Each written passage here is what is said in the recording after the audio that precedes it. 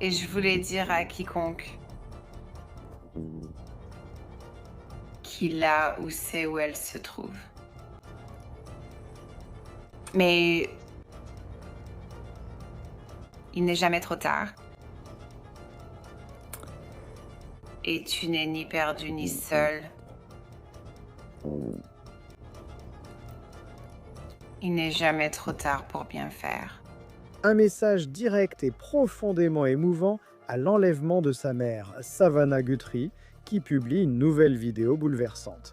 C'est maintenant le 16e jour dans la recherche désespérée de Nancy Guthrie, âgée de 84 ans, aucune arrestation, aucun suspect clair et des rapports contradictoires et confus sur ce qui aurait pu motiver son enlèvement à son domicile le 1er février. Et nous venons tout juste de recevoir de nouvelles informations concernant les vêtements que portait la personne armée et masquée à la porte de Nancy Guthrie. Et cette nouvelle information pourrait être capitale. Pour résoudre cette affaire, nous sommes sur l'affaire présentée par la loi et le crime. Je suis Chris Stewart.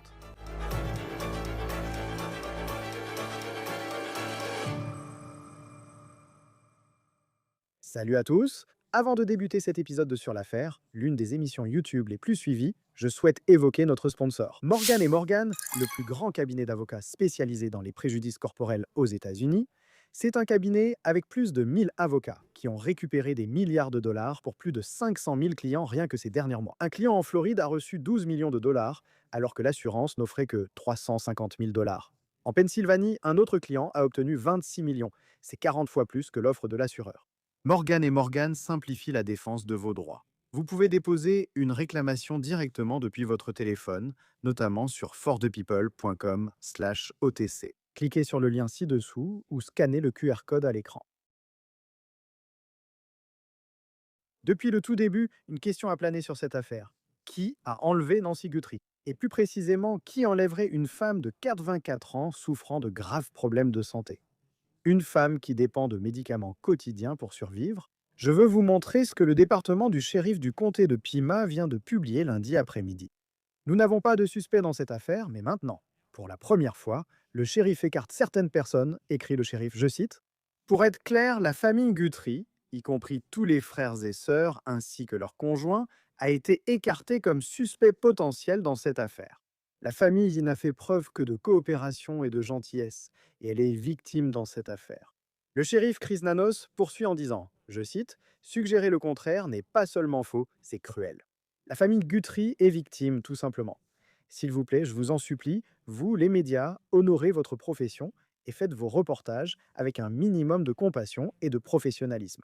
Au début de cette enquête, il y a eu des rapports selon lesquels le gendre de Nancy Guthrie pourrait être le principal suspect dans cette affaire. Parce qu'on pensait qu'il était la dernière personne à avoir vu Nancy Guthrie avant qu'elle ne soit enlevée de chez elle, il a été rapporté que c'est lui qui a ramené Nancy Guthrie chez elle. Le shérif avait affirmé que nul ne serait innocenté avant une arrestation dans cette affaire. On ignore ce qui a motivé ce changement et sa déclaration actuelle.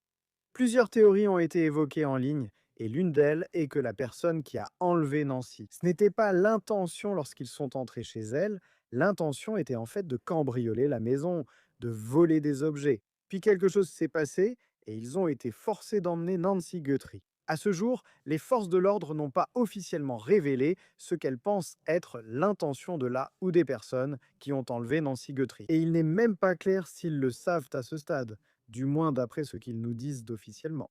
Cependant, il y a un reportage médiatique qui attire beaucoup d'attention et qui suscite des réactions de la part des forces de l'ordre. Et il affirme que Nancy Guthrie est la victime de ce qui était censé être un cambriolage à son domicile. Nous allons examiner ce nouveau reportage dans un instant. Mais avant cela, je voudrais parler de ce que Savannah Guthrie a publié sur son Instagram dimanche soir. C'est une nouvelle vidéo, elle est brute, elle est émotive, et une grande partie de son message s'adresse au ravisseur de sa mère. Je voulais venir ici et... Ça fait 2 semaines que notre mère a été enlevée et... Je voulais juste venir ici et dire ça. Nous avons toujours de l'espoir. Et nous croyons toujours. Et je voulais dire à quiconque la détient ou sait où elle se trouve. Mais il n'est jamais trop tard. Et tu n'es ni perdu ni seul. Il n'est jamais trop tard pour bien agir. Et nous sommes là et nous croyons. Et nous croyons en la bonté essentielle de chaque être humain. Et il n'est jamais trop tard. Et vous pouvez le voir, vous n'avez pas besoin d'être un expert en langage corporel pour le remarquer. Mais regardez à quel point Savannah Guthrie a l'air épuisée, vidée et émotive. Et c'est compréhensible quand on pense à ce que sa famille traverse en ce moment. Il est clair que cette famille continue de garder espoir que Nancy rentrera à la maison. Ce nouveau message semble brut, il semble spontané, et c'est certainement un ton différent de sa dernière vidéo, dont vous vous souvenez peut-être. Il est arrivé à peu près au moment d'une date limite mentionnée dans une prétendue lettre de rançon envoyée à des médias comme TMZ. C'était ça? Bonjour à tous. Je voulais venir ici et simplement partager quelques réflexions. Alors que nous entrons dans une nouvelle semaine de ce cauchemar. Je veux d'abord vous dire merci pour toutes les prières et l'amour que nous avons ressenti. Ma sœur, mon frère et moi. Et que notre maman a ressenti. Parce que nous croyons que d'une manière ou d'une autre, elle ressent ses prières et que Dieu la soutient, même en ce moment et dans cet endroit le plus sombre. Nous pensons que notre maman est encore là-bas. Nous avons besoin de votre aide. Les forces de l'ordre travaillent sans relâche jour et nuit, essayant de la ramener à la maison, essayant de la retrouver. Elle a été enlevée, on ignore où elle est. Et nous avons besoin de votre aide. Alors je viens ici juste pour vous demander, pas seulement vos prières, mais peu importe où vous êtes, même si vous êtes loin de Tucson. Si vous voyez quelque chose, si vous entendez quelque chose, s'il y a quoi que ce soit qui vous semble étrange, signalez-le aux forces de l'ordre. Nous sommes dans une heure de désespoir et nous avons besoin de votre aide. Aussi public que cette affaire ait été, il n'est pas clair ce que la famille Guthrie sait et si elle connaît d'éventuelles pistes que les forces de l'ordre suivent.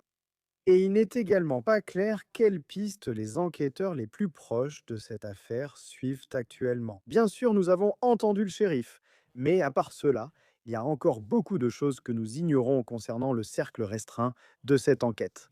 Mais nous apprenons l'existence d'un indice potentiel. Cela concerne la personne aperçue portant un masque, une veste, des gants et un sac à dos sur le perron de Nancy Guthrie au moment où elle a disparu. Le shérif du comté de Pima dit que les vêtements que vous voyez sur la personne dans cette vidéo, il pense qu'ils ont peut-être été achetés chez Walmart. Maintenant, ces vêtements ne sont pas exclusivement disponibles chez Walmart. Ils disent que c'est une possibilité. Mais quand vous dites Walmart, vous ajoutez ces vêtements au sac à dos que le FBI dit être vendu exclusivement chez Walmart. Un sac à dos Ozark Trail Hiker de 25 litres. Et encore une fois, le seul endroit où vous pouvez l'obtenir, c'est chez Walmart. Ensuite, Fox News a publié un rapport disant que l'étui que vous voyez à la taille de l'homme, cela semble être un étui. Il coûte 10 $, donc c'est assez bon marché, et il est vendu dans certains Walmart, et ils l'ont trouvé en stock dans 5 Walmart de la région de Tucson. Donc nous verrons comment cela entre en jeu pour essayer d'identifier si la personne que nous voyons dans cette vidéo ont-ils acheté ces vêtements et ce sac à dos relativement récemment. Et cela peut les aider à retrouver qui est cette personne. Passons à ce nouveau rapport très remarqué, provenant de la chaîne affiliée à CBS à Phoenix et présenté par Brianna Whitney, journaliste spécialisée dans les faits divers. Là-bas, elle anime une série appelée True Crime Arizona. Elle a publié un reportage affirmant qu'elle a une source interne qui lui a dit cela. Les forces de l'ordre pensent que Nancy Guthrie est la victime d'un cambriolage qui a mal tourné. Et l'intention de ceux qui sont entrés chez elle, ce n'était pas d'enlever Nancy Guthrie, mais de voler des objets. Mais quelque chose a dû se passer à l'intérieur de la maison qui a fait d'elle la victime d'un cambriolage raté. Cela signifierait qu'il n'y avait pas, dès le début, de plan pour enlever Nancy Guthrie. Ce rapport est désormais partiellement contesté par le shérif du comté de Pima, qui nous a donné sa version. Le département du shérif du comté de Pima, le PCSD, n'a jamais déclaré qu'il s'agissait d'un cambriolage qui a mal tourné. Tout rapport indiquant le contraire est inexact. Il s'agit toujours d'une enquête très active. Écoutez, si vous souhaitez analyser davantage cette déclaration, cela conteste le rapport et cela conteste le fait que le département ait jamais déclaré qu'il s'agissait d'un cambriolage qui a mal tourné. Et suggérer cela, disent-ils, serait inexact contrairement à dire que l'histoire elle-même est maintenant incorrecte. Le FBI s'est également exprimé auprès de Fox News, qui les a contactés pour un commentaire.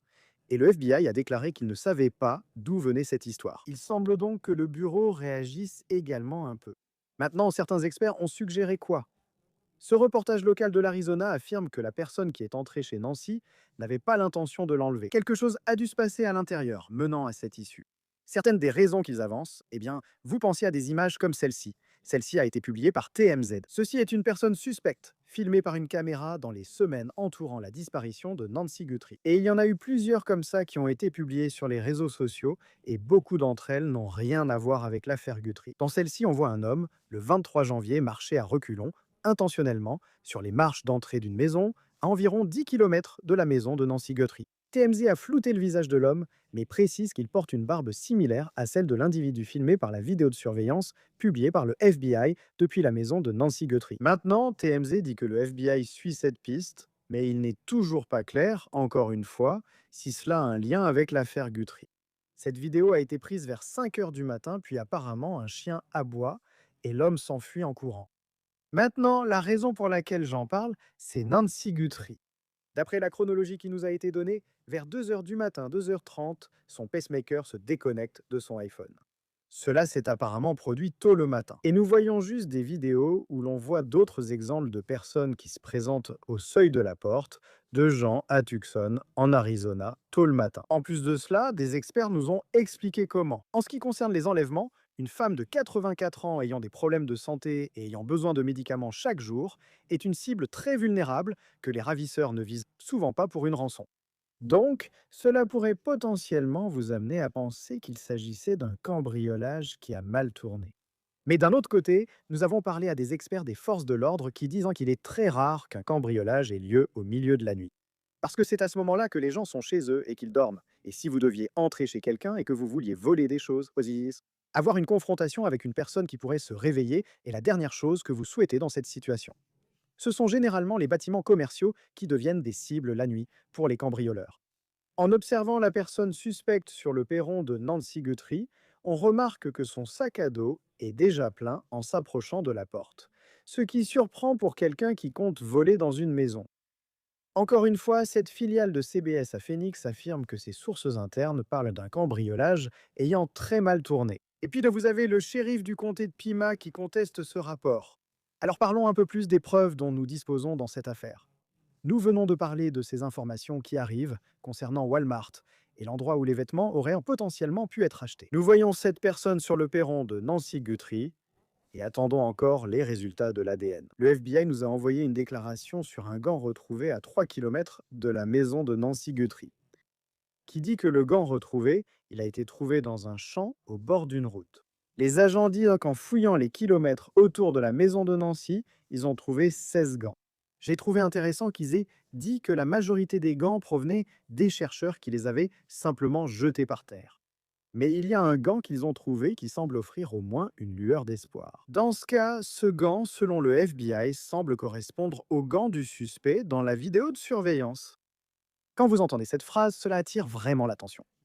Le FBI affirme que le bureau du shérif du comté de Pima a envoyé le gant à un laboratoire privé en Floride. Il a été envoyé jeudi dernier, il a été testé vendredi dernier, puis les résultats préliminaires sont revenus samedi. Et maintenant, le FBI attend le contrôle de qualité et la confirmation officielle. Et quand cela reviendra, le FBI dit qu'il mettra alors le profil ADN dans CODIS, qui est leur base de données nationale d'ADN. Et si l'ADN appartient à une personne qui a déjà eu affaire à la justice, il devrait y avoir une correspondance. Cette base de données est remplie de personnes qui ont été condamnées pour des crimes, arrêtées ou détenues. Pour l'instant, le FBI n'a pas donné plus de détails sur l'existence d'éléments précis. Ce qui relie ce gant à la maison de Nancy Guthrie. Au-delà du fait qu'il ressemble à celui porté dans la vidéo par cet individu masqué et armé. Et il faut préciser qu'il est possible que le gant ait simplement été perdu par quelqu'un. Et au-delà de ça, même s'il y a une correspondance dans Codis, vous savez, cela a été évoqué. Cela pourrait simplement signifier qu'une personne avec un casier judiciaire se trouvait à 3 kilomètres de chez Nancy Guthrie. À un certain moment, cela peut ne pas être lié à cette affaire, mais il faut admettre que c'est un indice qui pourrait signifier quelque chose dans cette enquête. Maintenant, alors que nous entamons la 3e semaine, il semble que ce gant soit un gant en nitrile couramment utilisé, qui est ensuite porté par-dessus un autre gant. Quand vous regardez cette vidéo, nous n'avons pas eu de nouvelles du FBI concernant la présence de l'ADN de Nancy Guthrie sur le gant. Les enquêteurs ont découvert dans la maison de Nancy de l'ADN qui n'appartient ni à elle, ni à sa famille, ni à ses proches, mais on ignore à qui il appartient. Il n'est pas non plus clair s'il s'agit de quelqu'un qui est entré chez elle avec de mauvaises intentions, ou peut-être de quelqu'un qui était là pour aider, peut-être quelqu'un qui avait été engagé pour aider, comme un jardinier ou un pisciniste qui, selon les informations, aurait fourni des échantillons d'ADN. Le shérif n'a pas révélé quelles preuves ont été trouvées dans la maison de Nancy Guthrie. Nous savons qu'il y avait du sang sur les marches de l'entrée et que ce sang correspondait à Nancy Guthrie, comme nous le voyons ici dans cette vidéo de News Nation. Le shérif a aussi dit que les forces de l'ordre n'avaient pas de suspect. Mais il a fait une remarque intéressante dont je pense que nous devons discuter. Après la perquisition d'une maison à environ 3 kilomètres de chez Nancy, vendredi soir, il y a également eu ce contrôle routier spectaculaire. Un homme a été interpellé puis relâché. Et le shérif a déclaré aux médias que la personne arrêtée lors d'un contrôle routier devant un culverse était une personne d'intérêt dans cette affaire. Il l'a d'abord dit à Fox News, mais cette personne a maintenant été relâchée. La chaîne affiliée à CBS à Phoenix rapporte que de l'ADN provenant de ce véhicule est en cours d'analyse. Maintenant, cette opération s'est déroulée rapidement. Vendredi soir, nous avons vu une équipe du SWAT intervenir. Il y avait un mandat de perquisition fédérale pour la maison qui se trouvait dans un quartier huppé à quelques kilomètres de la maison de Nancy Guthrie. Cependant, NBC News rapporte que les autorités s'éloignent de l'idée que les personnes actuellement détenues soient des suspects potentiels. Je voulais juste venir et dire que nous gardons toujours espoir et nous croyons toujours maintenant. Dans sa nouvelle vidéo, Savannah garde espoir que sa mère soit encore en vie. Peut-être que cette histoire connaîtra enfin une fin heureuse après ce cauchemar. Le shérif a déclaré au New York Times que l'enquête se poursuivra quoi qu'il arrive. Il a prononcé cette phrase qui a attiré l'attention ce week-end sur la résolution de l'affaire. Je cite. Peut-être que ce sera dans 1 heure, peut-être dans des semaines, des mois ou des années, mais nous n'abandonnerons pas. Le shérif Chris Nanos a déclaré au New York Times: nous allons retrouver Nancy et ce type. Un autre développement a eu lieu aujourd'hui, il me semble important d'en discuter. TMZ continue d'affirmer qu'ils reçoivent des emails de quelqu'un qui prétend savoir où se trouve Nancy Guthrie et qui l'a enlevée. Maintenant, il n'est pas clair si ces emails sont authentiques, mais Harvey Levant de TMZ a déclaré. Aujourd'hui, ils ont reçu une nouvelle lettre de cette personne réclamant un paiement pour donner des informations. Selon TMZ, cette personne a envoyé 3 emails demandant initialement un bitcoin pour les informations qu'elle dit posséder. La lettre d'aujourd'hui aurait déclaré, je cite, je sais ce que j'ai vu il y a 5 jours au sud de la frontière, et on m'a dit de me taire. Donc je sais qui il est, et c'était bien Nancy avec eux. Fin de citation. La personne qui envoie ces emails paraît différente de celle derrière les 2 lettres de rançon reçues par TMZ et les chaînes locales de Tucson réclamant du Bitcoin. Avec 2 échéances carte collant qui sont déjà passées, il n'est pas clair à quel point le FBI prend au sérieux cette personne qui continue d'envoyer des emails à TMZ. Maintenant, le FBI offre 100 000 $ pour toute information menant à Nancy Guthrie. Voilà où les personnes qui l'ont enlevée de chez elle le 1er février. Si vous avez des informations concernant Nancy Guthrie, vous pouvez contacter le shérif du comté de Pima au 523 150 et 1 490 00. Vous pouvez également contacter le FBI. Leur numéro est le 1-800. Appelez le FBI ou rendez-vous sur tips.fbi.gov. Rejoignez-nous maintenant pour parler davantage de cette affaire. Greg Rogers, agent spécial du FBI à la retraite, merci d'être avec nous ici sur Law and Crime. Ce débat aujourd'hui après la publication de ce rapport en provenance de l'Arizona par une chaîne de télévision qui affirme avoir une source disant que la théorie est qu'il s'agissait d'un cambriolage raté et que Nancy Guthrie n'était pas initialement une cible. Le shérif et le FBI semblent un peu contester cette idée. Qu'en pensez-vous? Selon nos connaissances actuelles sur ce qui s'est passé ici, Je discrédite un peu moi-même la théorie du cambriolage raté, pour la raison que lorsque vous, euh, c'était.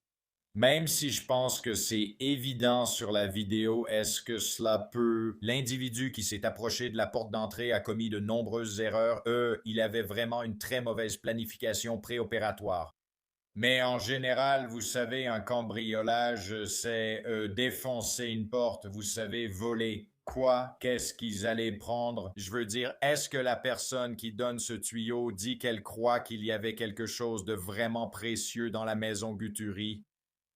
C'est juste un quartier étrange pour faire genre un cambriolage. Il n'allait pas simplement entrer là-dedans et voler des téléviseurs et vous savez, des choses comme ça. Donc j'en doute vraiment. Je ne pense pas que ce soit une théorie valable. Et les cambrioleurs, traditionnellement, ils n'enlèvent pas non plus les personnes qui se trouvent dans la résidence. Je veux dire, ils font des choses tragiques. Et je ne veux pas paraître, vous savez, cynique, mais la plupart des cambrioleurs vont simplement neutraliser la personne qui se trouve dans la résidence. Ils vont lui faire du mal et la laisser sur place. Je veux dire, ils n'ont aucun intérêt à emmener une personne avec eux. Ils ont quelque chose qu'ils veulent voler, ils le volent et ils partent.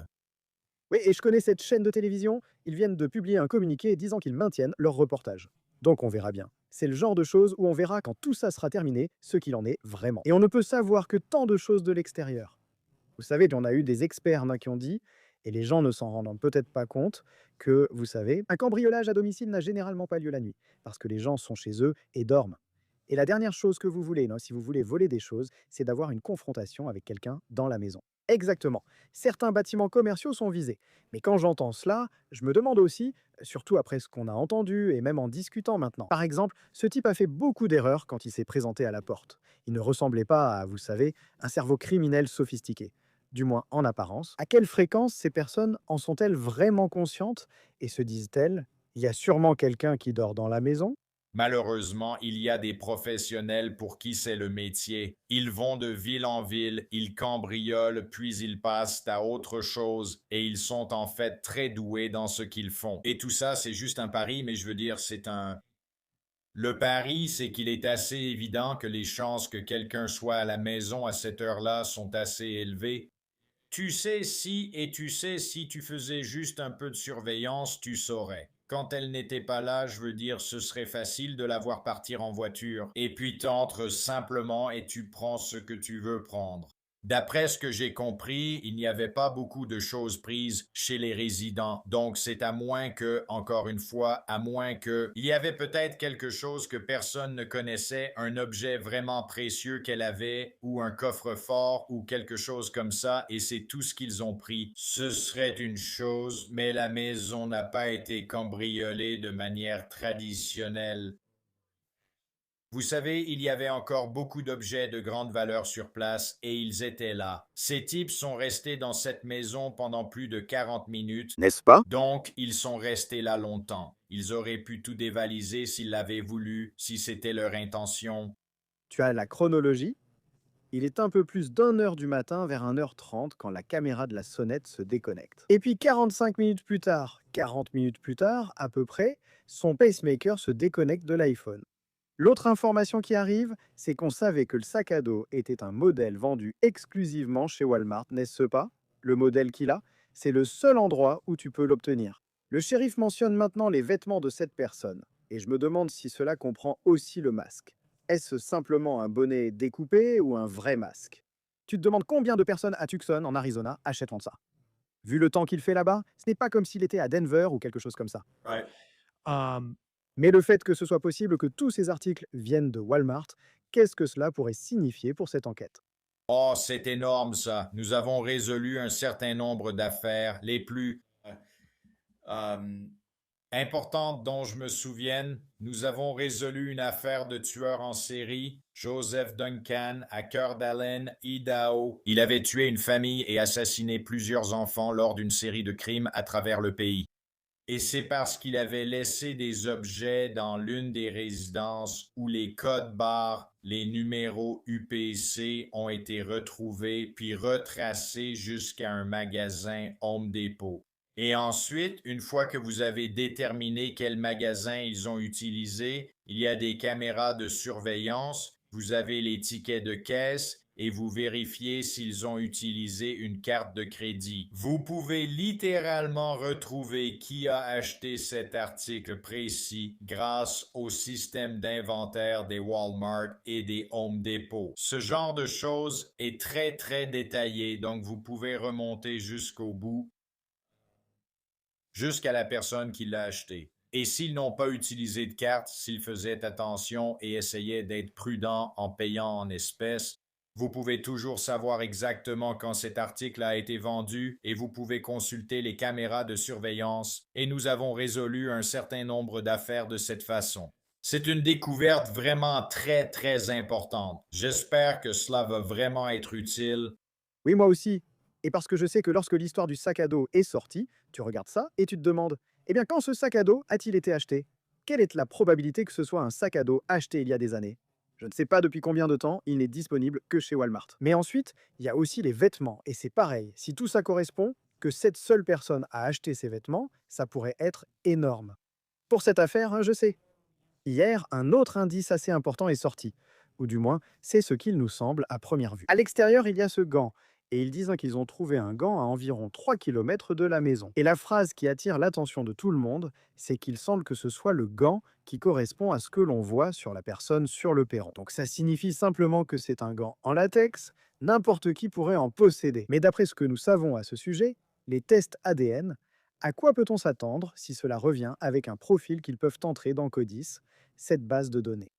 Oh, ça pourrait être la piste la plus importante que nous ayons en ce moment. Si c'est vraiment le gant, euh, je peux vous assurer que des gens travaillent 24 heures sur 24, ils ont déjà identifié l'ADN et donc ils vont le passer dans CODIS.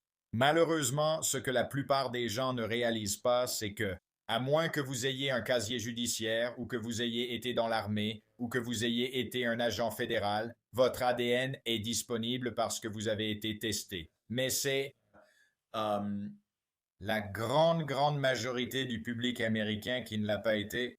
Donc, s'il n'est pas dans CODIS, ils vont faire passer ça dans des bases de données historiques. Vous savez, encore une fois, un autre cas qui a été résolu de cette façon était l'affaire Kohlberger dans l'Idaho, où il a tué ses enfants, vous savez, à l'université de Moscou. Et c'est tout. Cette affaire a été résolue grâce à l'ADN. Il a laissé l'étui du couteau qui portait l'ADN de son père qui a été retrouvé grâce à une base de données historique, vous voyez? Et puis, bien sûr, on découvre que Brian Kohlberger est étudiant, vous savez, dans une université à 16 km de là. Donc, c'est comme ça que des affaires sont résolues. Donc, j'espère vraiment que c'était les vrais gants. On le saura bientôt. Mais encore une fois, ça montre bien qu'on peut tirer beaucoup de conclusions en fonction de la sophistication et du talent de la personne. Peu importe qui est votre sujet, on peut le voir à sa préparation avant et après l'opération, et sa préparation avant l'opération était terrible, tu vois. Il porte un sac à dos avec des bandes réfléchissantes partout. Il n'apporte rien pour contrer le the caméra ring alors qu'il a un sac à dos. Il aurait pu avoir du ruban adhésif ou de la peinture en spray. Il aurait pu neutraliser cette caméra en une seconde. À la place, il attrape une branche. Ce qui montre un total manque de planification préalable, mais planification post-opératoire. Jetez vos gants, ce que vous savez, j'ai vu ce genre de choses dans plusieurs cas. Mais pourquoi allez-vous faire ça? Pourquoi allez-vous, vous le savez, cela fait de nouveau réfléchir à l'intelligence de votre collaborateur. Parce que vous pourriez emmener ces gants avec vous jusqu'à une benne à ordures, vous savez, à 160 km d'ici, où vous pourriez les brûler. Mais simplement les jeter n'importe où, encore une fois, ça fait vraiment réfléchir. Sur la perspicacité de la personne avec qui vous travaillez. Ouais, que justement à ce sujet, si ce sont vraiment les gants, après tout ça, c'est ce qu'ils feraient. Je me demande si ça va vraiment se passer comme ça, car ça en a l'air. Aussi peu intelligents qu'ils semblent à la caméra, comme juste laisser tomber leurs gants. À 3 kilomètres de chez Nancy Guthrie, c'est comme Je vais expliquer ça. je ne peux pas l'expliquer, tu sais, si c'est vraiment ce qui se passe, et on verra. Même avec ça, pourtant, parce que, tu sais, tu regardes la caméra. Je pense aussi à sa cagoule, et c'est comme un cambrioleur dans un film comique qui porterait cette cagoule. Ça montre une bonne partie de son visage, contrairement à d'autres options.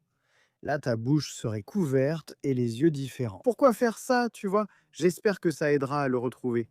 Je suis content qu'il l'ait fait, mais ce masque paraît vraiment idiot. Si tu allais entrer chez quelqu'un, tu sais, avec ça, en sachant ce qui s'est passé, tu vois, on entame maintenant la 3e semaine de tout ça. Avec toutes les erreurs que tu vois à la caméra, tu es surpris que cette affaire ne soit pas encore résolue? Oui, oui, vraiment. Et encore une fois, je ne veux pas paraître cynique, mais le temps est vraiment essentiel compte tenu de sa santé et d'autres problèmes. Mais je pense que pendant la première semaine, j'étais plutôt d'avis qu'ils faisaient simplement très attention, parce qu'il y a ces lettres de rançon. Ils font tout ce qu'ils peuvent pour vérifier l'authenticité de celle-ci, ou s'ils ont affaire à une vraie personne. Mais le fait qu'il n'y ait pas eu, il ne semble pas y avoir eu de véritables preuves de vie solide. Il n'y a pas de photos. Ils ne traitent pas personnellement avec une euh, ravisseur. C'est très, très inquiétant et je pense que ça en dit long. Aussi dans la façon dont la famille agit maintenant et les vidéos qu'ils publient. Et je peux vous assurer que ce n'est pas fait sans beaucoup de planification et en consultant des profileurs et d'autres experts sur ce qui doit être dit dans ces vidéos. Vous savez, ils sont passés de s'adresser directement à un ravisseur à s'adresser au public et ce sont des choses radicalement différentes. Nous avons vu, et comme je le disais, il n'est pas nécessaire d'être expert en langage corporel pour comprendre. Savannah a compris. Personne ne sait ce qu'elle vit, mais saisir à quel point elle est bouleversée est un trait réel, non?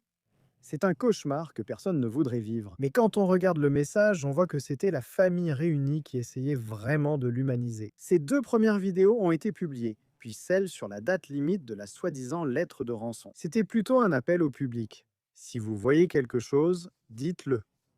Le ton ressemblait davantage à celui de Savannah Guthrie du Today Show.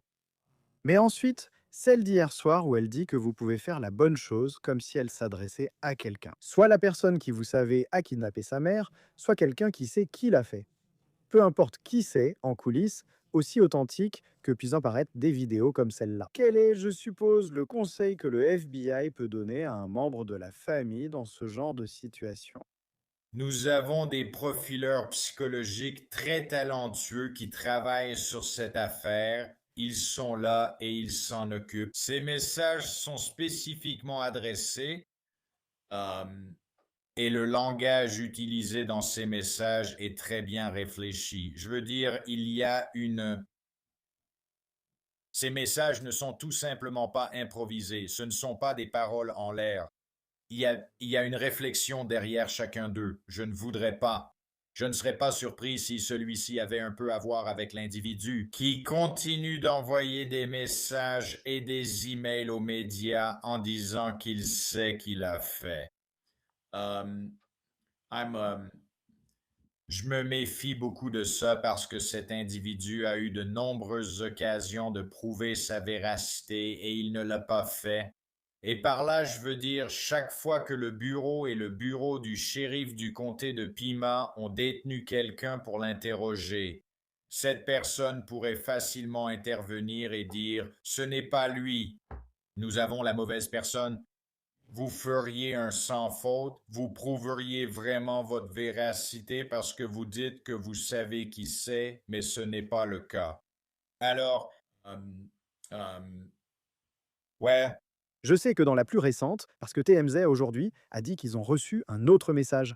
Je crois que c'est le 4e message maintenant de cette personne, et c'est très différent. La façon dont cette personne, excusez-moi, c'est très différent la façon dont cette personne agit. Aujourd'hui, ils reçoivent un 4e email affirmant ne pas avoir kidnappé Nancy Guthrie, mais qu'ils savent. Et vous savez, il y a une partie que vous regardez et vous pensez que cela pourrait. C'est juste une approche très différente comparée au premier email qui disait «Je veux l'argent» et ensuite il n'y a absolument aucune réponse. Ces emails m'ont vraiment fait réfléchir. Il parlait de traverser la frontière et mentionnait le Mexique. Et dans un ancien boulot, j'ai traversé Nogales, comme ce point d'entrée juste au sud de Tucson. Et comme tous ceux qui ont déjà traversé la frontière, c'est beaucoup plus facile d'entrer au Mexique que de devoir répondre à toutes les questions au retour. Ils ne contrôlent pas vraiment les véhicules, ils te font juste signe de passer. C'est un peu comme un péage, non? À quel point est-il probable que le FBI travaille avec les autorités mexicaines juste pour surveiller si quelque chose se passe? Que quelqu'un, surtout après la diffusion de cette vidéo, la personne sur le perron a peut-être traversé la frontière en espérant pouvoir mieux effacer ses traces. N'est-ce pas? Non, je peux vous assurer que les fédéraux, la police fédérale mexicaine, nos homologues, ont été impliqués dans cette affaire depuis le début. Je veux dire littéralement depuis le tout début, simplement à cause de la proximité, de la façon dont Tucson est proche de la frontière. Et encore une fois, comme vous l'avez dit, il est très facile de conduire à Nogales, ce n'est pas le problème, mais il y a des caméras et il y en a donc. De plus, je peux vous assurer, après des années à travailler sur des affaires de cartel, que la police fédérale mexicaine a des liens très étroits avec les cartels. Ils ont ces liens et ils en ont parlé avec eux à ce sujet. Parce que si elle était au Mexique, surtout si elle était dans la région de Nogales, le cartel de la nouvelle génération y est très actif. Il saurait que rien ne se passe sur le territoire du cartel sans qu'il le sache. Et je ne dis pas que je ne crois pas du tout que cela ait un rapport avec les cartels. Je dis juste qu'ils seraient au courant. Et la police fédérale mexicaine en a parlé avec eux, parce que rien ne se passe dans une zone qu'ils dominent sans qu'ils le sachent. Parce que je me poserais aussi la question, tu vois, parce qu'au début, j'ai eu cette pensée, tu sais, juste en tant que personne qui n'est pas des forces de l'ordre, en regardant cette affaire et en voyant à quel point c'est proche de la frontière. Et tu te demandes, est-ce que c'est une histoire de cartel? Mais ensuite, quand tu y réfléchis, c'est comme si tu étais dans le trafic de drogue. La dernière chose que tu voudrais, c'est attirer ce genre d'attention sur toi, non? Est-ce que c'est une façon juste de voir les choses? Prendre 84 à un cartel, c'est littéralement de la petite monnaie pour eux. Je veux dire, ce n'est pas un... Les gens parlent tout le temps des enlèvements liés au cartel au Mexique, mais ça a autant à voir avec la politique qu'avec autre chose. Ce n'est pas vraiment une partie lucrative de leur business, tu sais. Ils peuvent enlever un membre de la famille de quelqu'un qui essaie de les poursuivre ou d'un politicien. Ils veulent qu'ils fassent certaines choses juste pour leur donner une leçon. Donc, les cartels ne sont pas venus aux États-Unis pour enlever des personnalités importantes. Pour 4 ou 6 millions de dollars, encore une fois, c'est une somme insignifiante pour eux. Et ils ne veulent pas ce genre d'attention. Ils reçoivent déjà beaucoup plus d'attention sous l'administration actuelle qu'ils ne le souhaitent. Donc, faire quelque chose comme ça n'aurait aucun sens. Oui, non, ça, non, c'est un bon point. Oui, c'est quelque chose, moi, je pense, pour beaucoup d'entre nous, simplement de l'extérieur.